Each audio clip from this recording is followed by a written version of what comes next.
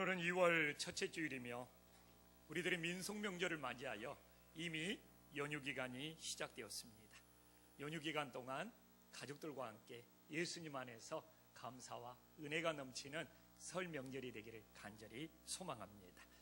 오늘 본문은 두 장면이 연속적으로 이어지고 있습니다. 이 19장 전반부 2절을 보면 예수님이 변화산에 올라가서 변형되는 놀라운 역사가 일어났습니다. 그 광경이, 그 장면이 얼마나 좋았는지 5절에 보면 베드로는 여기가 좋사오니 초막 셋을 짓고 거기에서 살고 싶은 것을 표현할 정도로 예수님의 영광이 장엄하고 놀라운 역사였습니다. 그러나 오늘 본문 14절로 오면 어떤 일이 일어나고 있습니까? 이제는 이 변화산 안에는 제자들이 귀신을 쫓아내지 못하여 많은 소동과 많은 혼란들이 일어나고 있는 장면을 보여주고 있습니다. 우리는 이 믿음이라는 것은 이렇게 예수님이 부활의 몸으로 변화되는 그런 변화산에서 보다도 오히려 변화산 안에 많은 문제가 발생하는 이 현실 속에서 더 우리들에게 믿음이 필요한지 모릅니다. 사실 우리는 변화산 위에서 그 영광스럽게 변화되는 예수님과 함께 살고 있는 것이 아니라 변화산 아래의 이 현실 속에서 많은 문제와 부딪히면서 살아가고 있는 것이 우리들의 자아상일 수 있습니다. 그래서 저는 오늘 말씀을 통하여 변화산 아래에서 많은 문제들이 발생하는 이 현실 속에서 어떤 믿음이 필요한지 깨닫고 우리들의 삶에 적용할 수 있는 은혜의 시간이 될 수 있기를 간절히 소망합니다. 오늘 본문은 변화산 위의 모습과 변화산 아래의 모습을 대조적으로 보여주고 있다고 이미 언급했습니다. 그래서 이 두 가지 장면을 굳이 비유하자면 변화산 위에 예수님의 영광스러운 모습의 변형은 우리들이 하나님께 나와서 예배를 드리면서 하나님의 영광을 찬양하고 하나님의 은혜를 맛보는 어떻게 보면 예배의 공간일 수 있고, 또한 이 변화산 아래에서의 귀신을 쫓아내지 못하고 막 사람들이 막 혼란스럽고 뒤집어지고 이런 문제가 발생하는 것은 어떻게 보면 우리들의 살아가는 삶의 현장일 수 있다는 것을 비유해 볼 수 있습니다. 그런데 우리는 이렇게 현실에서 살아가면서 어떻게 보면 사람들과 함께 살 수밖에 없고 사람들과 끊임없이 부딪히면서 지낼 수밖에 없는 것이 우리들의 생활일 수 있습니다. 어떻게 보면 변화산 아래에서의 일어나는 모든 일들은 사람들과의 만남이고 사람들과의 부딪힘입니다. 오늘도 어떻게 보면 변화산 아래에서의 첫 번째 만남은 어떤 만남이었습니까? 귀신 들린 이 아이의 아버지가 이 귀신 들린 자녀를 데리고 변화산 아래에 남아있는 제자들에게 찾아오는 만남을 통하여 시작되었습니다. 오늘 우리가 읽었던 18절에 보면 귀신 들린 아이의 아버지는 찾아와서 제자들에게 내 아이가 귀신 들렸으니까 제발 내쫓아달라고 부탁을 한 것이죠. 그러나 제자들이 능히하지 못했어요. 그리고 그것이 굉장히 부끄러운 일인데 오히려 오늘 14절에 보면 본인이 정작 귀신을 쫓아내야 된 할 일은 하지 않고 사람들 속에서 서로 이렇게 다투고 변론하면서 많은 사람들의 구경거리가 되고 있는 모습을 보여주고 있습니다. 변화산 아래 내려온 예수님께서 그 광경을 보고 제자들을 19절에 보면 꾸짖습니다. 야, 믿음이 없는 세대야, 내가 얼마나 너희와 함께 있으면 얼마나 너희를 참으리요. 제자들 입장에서는 나름대로 열심히 했는데 예수님의 책망을 받는 것이 기분 나쁠 수도 있었습니다. 그러나 절대 아닙니다. 우리는 예수님이 이렇게 책망한 이유를 살펴보면 마가복음 6장 9절에 이미 예수님께서는 제자들에게 귀신을 제하는 권능을 줬거든요. 그리고 그 권능을 가지고 6장 13절에 보면 뭐 귀신들을 쫓아내고 병자도 고치는 그런 놀라운 일들을 했던 제자들입니다. 근데 오늘 본문 14절에 보면 그런 제자들이 예수님이 주셨던 권능도 잃어버리고, 아니 해야 될 일은 안 하면서 그냥 사람들과 다투다 보니까 오히려 큰 사람들이 모여들어서 그걸 구경하고 있는 믿음이 없는 세대가 되어버리는 것을 우리들에게 보여주고 있는 것이죠. 그런데 이런 믿음이 없는 세대가 되어버리는 이 제자들의 모습은 교회들 속에서도 나타납니다. 고린도 교회를 한번 봐볼까요? 고린도전서 1장 11절과 12절에 보더라도 이 고린도 교회에 정말 하나님께서 큰 능력을 주셨는데 고린도 교인들이 하나님이 주신 능력은 잃어버리고 서로 다투고 분쟁하는 거예요. 나는 바울파, 나는 게바파, 나는 아볼로파. 얼마나 가슴 아픈 일입니까? 그래서 사도 바울이 고린도전서 4장 20절에 보면 우리 다 함께 한번 읽어보겠습니다. 시작. 하나님 나라는 말에 있지 아니하고 오직 능력에 있다고 사도 바울이 고린도 교회에 권면을 하고 있습니다. 정말 이 땅의 교회들은 말쟁이들은 많아요. 그런데 문제는 뭐냐? 하나님의 능력을 고린도 교회처럼 잃어버리고 있다는 것이죠. 그래서 오늘도 우리들이 신앙생활하면서 교회에서 이 말 저 말은 많이 하고 다니는데 정작 하나님의 능력은 잃어버린 그런 믿음의 세대가 되어가고 있지 않는지 우리 자신들을 돌아봐야 되지 않겠습니까?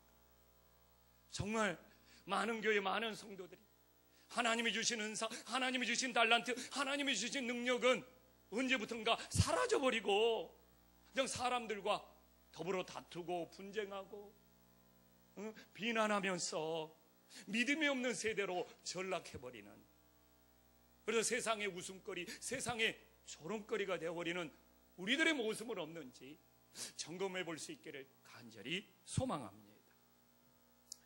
제가 이야기했잖아요. 변화산 아래의 모습은 어떻게 보면 사람들과 부딪히면서 살아가는 모습이라고. 그래서 오늘 두 번째 만남이 나오고 있습니다. 바로 귀신 들린 이 아이의 아버지가 드디어 예수님을 만나고 있습니다. 변화산 아래에서 그렇게 하나님의 능력을 잃어버리고 사람들과 다투면서 세상 사람들에게 구경거리가 되어버리는 제자들의 모습을 보면서 예수님은 19절에 야, 귀신 들린 그 자녀를 내게로 데려오라. 근데 20절에 보니까 놀라운 일이 생깁니다. 귀신은 예수님을 보고 그 아이가 경련을 일으키게 하고 거품과 막 땅이 막 구르는 그런 발작 증세가 일어나게 합니다. 이게 사단의 전략이에요. 그냥 우리 현실에 무슨 문제가 일어나면 그걸 막 부풀리고 그걸 막 과장되게 만들어서 지레 겁먹고 포기하게 만들어버린다는 것이죠. 근데 우리 믿음 없는 세대도 교회에서 무슨 문제가 일어나면 그 문제를 막 부풀리고 막 교회가 어떻게 될 것처럼 막 퍼뜨리고 떠들어댄단 말이에요. 이게 사단의 전략이고, 그 믿음이 없는 세대가 이런 사단의 전략에 넘어가서 교회 속에서 문제만 보고 그 문제를 퍼뜨리면서 교회가 큰일 날 것처럼 여기는 그런 세대에 우리들이 살고 있지 않나. 저는 개척교회 목사입니다. 참 17년을 목회하면서 많은 일들을 경험했죠. 그런데 제가 느낀 것은 뭔지 압니까? 교회에 아무리 큰 문제가 일어나도 그 문제보다 더 크신 우리 예수님이 있더라 이겁니다. 저도 아마 교회가 문제가 일어날 때마다 초창기에는 가슴 저리고 잠 못 잔 적이 많았는데 문제보다 더 크신 예수님이 함께하고 문제보다 더 크신 예수님이 이 교회의 주인이시고 이 교회를 이끌어간다는 그 믿음이 생기자 교회에 어떤 문제가 생기더라도 내가 주님을 바르게 바라보면 그 문제보다 더 크신 예수님께서 모든 것을 해결하시고 인도해 가시구나. 이게 제가 배운 믿음의 법칙이고 믿음의 원리입니다. 지금도 똑같습니다. 우리 가정에 문제가 생기잖아요. 그러면 사단의 역사는 그거예요. 막 문제의 그 껍데기만 보면서 그것으로 막 큰일 날 것처럼 막 생각하게 만들고, 막 그 문제 때문에 막 잠 못 이루게 만들고. 그러나 우리는 분명히 그것이 가정이든 교회든 사람 사는 곳에는 문제가 안 생길 수가 없습니다. 그러잖아요. 우리가 죽어서 무덤 속에 내려가야지만이 세상 만사 모든 문제가 사라지게 되는 거예요. 그래서 어떻게 보면 인간은 살아있는 동안 끊임없이 문제 속에서 사는 것이 어떤 세상의 인간들의 삶이에요. 그러나 우리는 믿음이 없는 세대가 아니고 믿음이 있는 세대가 되어서 늘 그 문제만 보면서 흔들리지 말고 문제보다 더 크신 예수님을 믿으면서 그 문제를 다스리고 승리할 수 있는 하나님의 자녀들이 될 수 있기를 간절히 소망합니다. 이 예수님이 그러면 지금 귀신이 그 아이를 발작을 일으켜서 막 문제가 더 크고 더 소동을 일으키고 더 혼란스럽게 만드는 것을 어떻게 대처하는지를 살펴보는 것이 너무너무 중요하지 않습니까? 그래서 21절에 보면 예수님께서는 그 아버지에게 물어봅니다. 언제부터 이렇게 되었느냐? 이렇게 물어보는 예수님의 의도를 잘 파악하고 묵상을 해야 됩니다. 무슨 이야기냐? 예수님은 그 혼란스러운 문제를 바라보면서 휩쓸리지 않는다는 겁니다. 와, 뭐 왜 이렇게 발작을 일으켜? 왜 이렇게 경련을 일으켜? 예수님은 그러지 않습니다. 어떻게 봅니까? 야, 이 아이가 언제부터 이렇게 아파왔냐? 이건 지금 눈에 보이는 문제에 휩쓸리고 반응하는 것이 아니라 그 아이의 아픔에 공감을 해주고 있는 것입니다. 긍휼의 마음으로 대하고 있는. 야, 이 아이가 어려서부터 이렇게 경련을 일으키고 이렇게 아파하면서 지금까지 살았다면 그 고통, 그 힘든 것이 얼마나 그 가정에 어려움이 되었을까 하면서 눈에 보이는 문제에 이러쿵 저러쿵 말하는 것이 아니라 그 문제 안에 있는 그 원인, 그 아픔을 진단하면서 긍휼의 마음으로 그의 아버지를, 그 아이를 위로하고 있음을 우리들에게 보여주고 있습니다. 저도 이 본문을 묵상하면서 그래, 이렇게 예수님처럼 문제를 대처해야 되겠구나.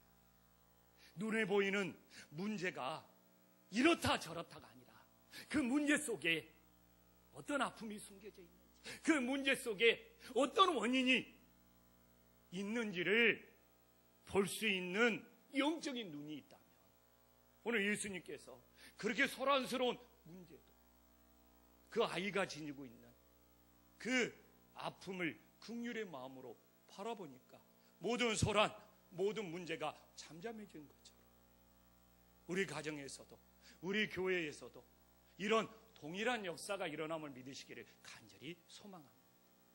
그래서 사람이요, 그런 거 있잖아요.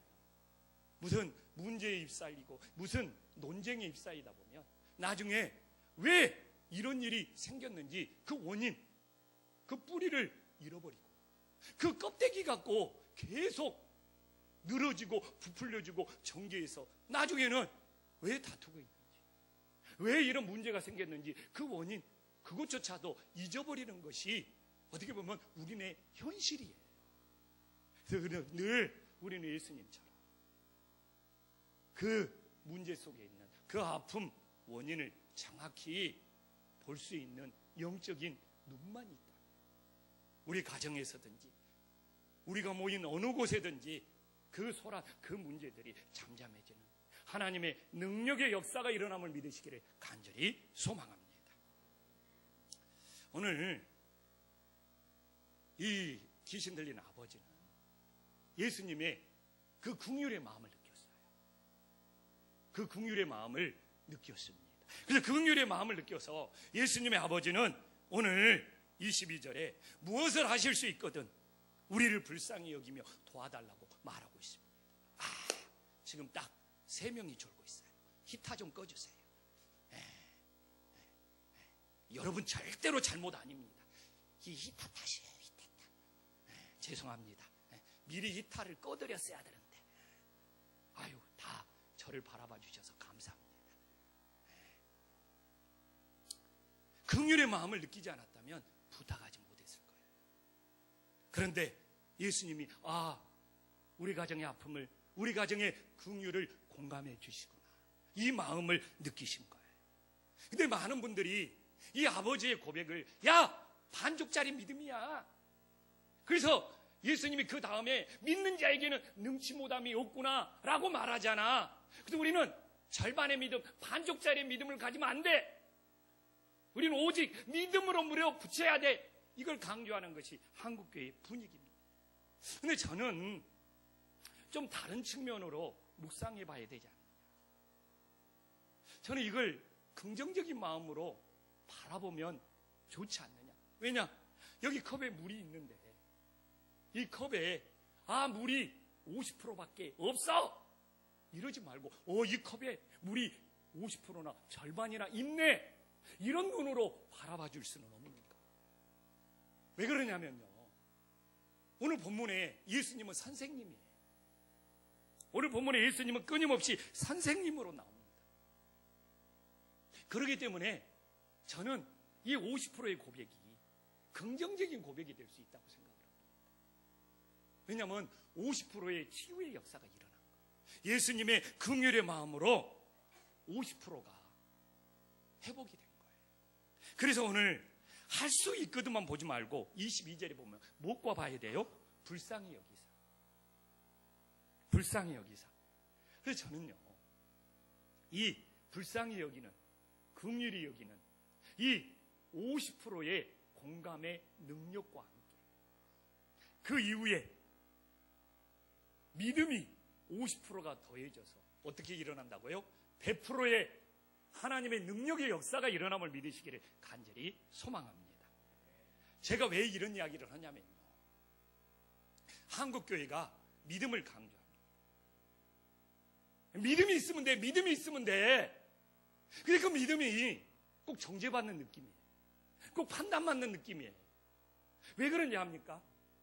그 사람의 아픔을 공감해주는 긍휼의 마음이 없이 믿음을 밀어붙이기 때문에 머리로는 믿음이 있어야 되는 걸 아는데 믿음으로 다 돼, 이게 찝찝하단 말이에요. 부담스럽단 말이에요. 괜히 판단받는 느낌? 왜 그러느냐? 함께 아파해주고 불쌍히 여겨주는 긍휼의 마음이 빠져있기 때문에 그래요. 내가 이걸 강조한다고 믿는 자에게 능치 못함이 없다는 그 말씀이 분명히 뒤에 나와 있지 않습니까? 거기에 이건 상대방과 관계잖아요. 그 사람을 긍휼히 여기며 공감해주는 50%의 마음이 담겨져 있는 거예요.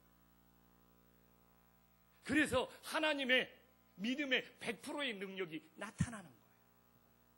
그래서 우리는 누가 아프거나 누가 무슨 일을 시작했을 때 그 사람과 함께 공감해주고 아파해주고 그러면서 믿음을 강조하면 그게 가슴속에 다가오는데, 이상해, 이 땅에 좀 한국교회 성도들은 그 공감하는 마음, 같이 아파하는 마음 없이 믿음을 밀어붙이기 때문에 그 믿음이 부담스러운 경우가 너무 많아요. 그래서 저는 이 본문을 묵상하면서 왜 할 수 있거든 50%밖에 안 되냐가 아니라 예수님께서 불쌍히 여겨 줬기 때문에 50%의 마음이 열렸고 거기에 믿음이라는 50%가 더해져서 하나님의 100%의 능력이 나타난다는 그 눈으로 묵상할 수 있지 않느냐.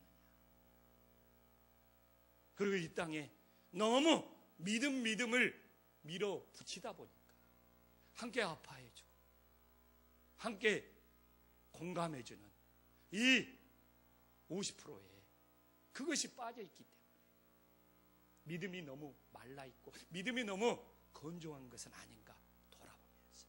우리들이 뭐 자기 자신에게 적용하면 상관없지만 이웃에게 믿음을 말할 때는 함께 아파해주고 불쌍히 여겨주고 긍휼히 여겨주는 이 50%의 공감과 함께 50%의 믿음이 더해져서 100%의 하나님의 능력이 나타날 수 있는 놀라운 역사가 일어나기를 간절히 소망합니다. 그러면 이제 왜 제자들은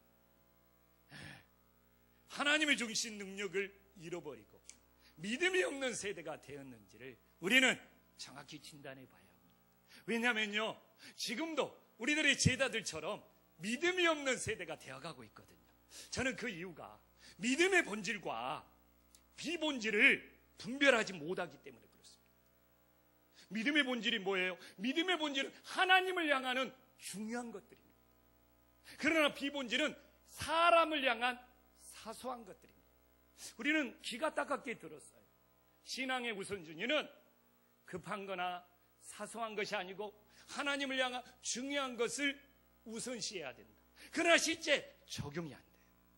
우리는 신앙생활을 하면서 하나님을 향한 중요한 것을 붙잡고 성령 충만받으면서 믿음 생활해야 되는데 언제부턴가 사람들을 향한 사소한 것에 휩쓸려서 상처받으면서 신앙생활을 하고 있습니다.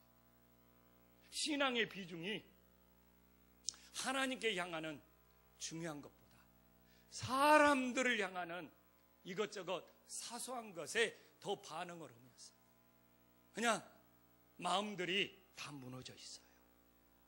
그래서 저는 믿음의 세대가 되기 위해서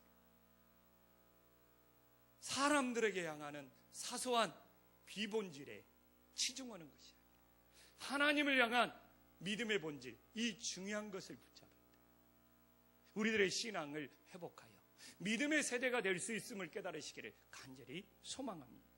오늘 14절 다시 한번 보면 제자들이 지금 뭐 하고 있습니까? 14절에서 사람들과 다투고 있어요. 지금 이 14절에 보면 그들과 더불어 변론하고 있어요. 이거 뭡니까? 비본질이에요. 비본질이에요. 지금 본질은 믿음의 능력으로 영적 싸움에서 승리해야 되는 거예요. 그건 분명히 예수님이 주셨거든요. 다 사라져버리고 믿음의 비본질인 사람들에게 향하는 그런 다툼과 변론 속에 뭡니까? 구경거리가 되고 있는 이게 지금 우리들의 현실이 될 수 있다는 것이죠.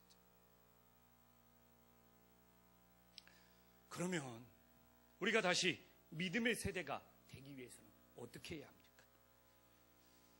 믿음이 없는 세대라고 책망받았던 제자들의 모습을 보면 알겠죠. 28절에 보면 믿음이 없는 세대라고 책망받던 제자들이 야, 우리가 어찌하여 능히 그 귀신을 쫓아내지 못하였나이까 물어봅니다. 예수님은 어떻게 보면 오늘 변화산 아래의 최종적인 답변이죠. 29절에 우리 다 함께 한 목소리로 읽어보겠습니다. 시작.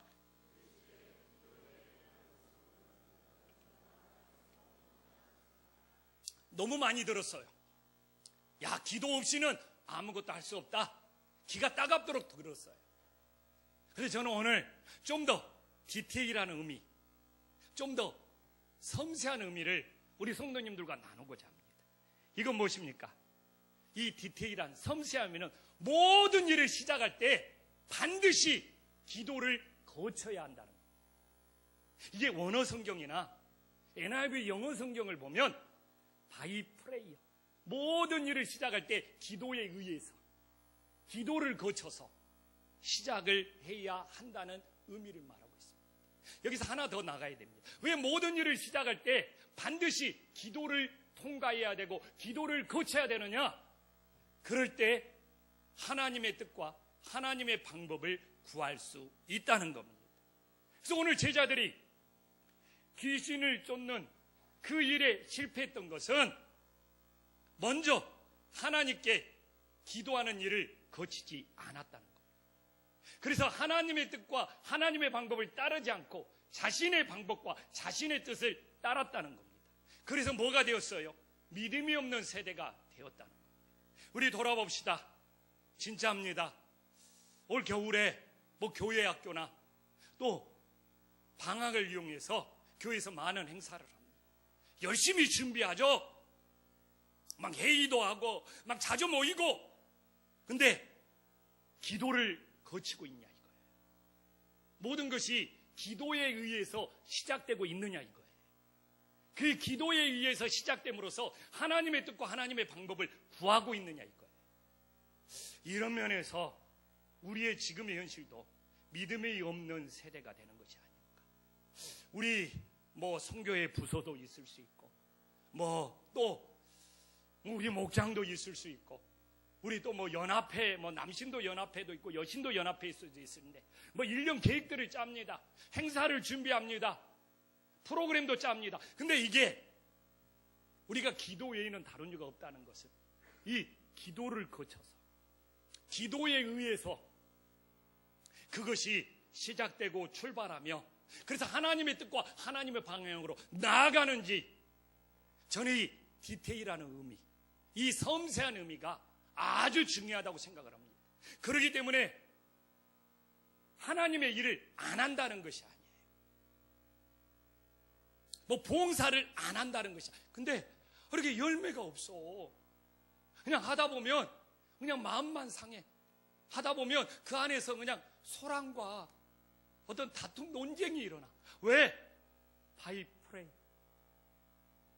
모든 것을 기도를 거쳐서 기도에 의해서 하나님의 뜻과 방법을 찾으며 나가야 되는데 우리들이 믿음이 없는 세대가 되다 보니까 기도를 생략한 채 일만 열심히 하고 있는 거예요.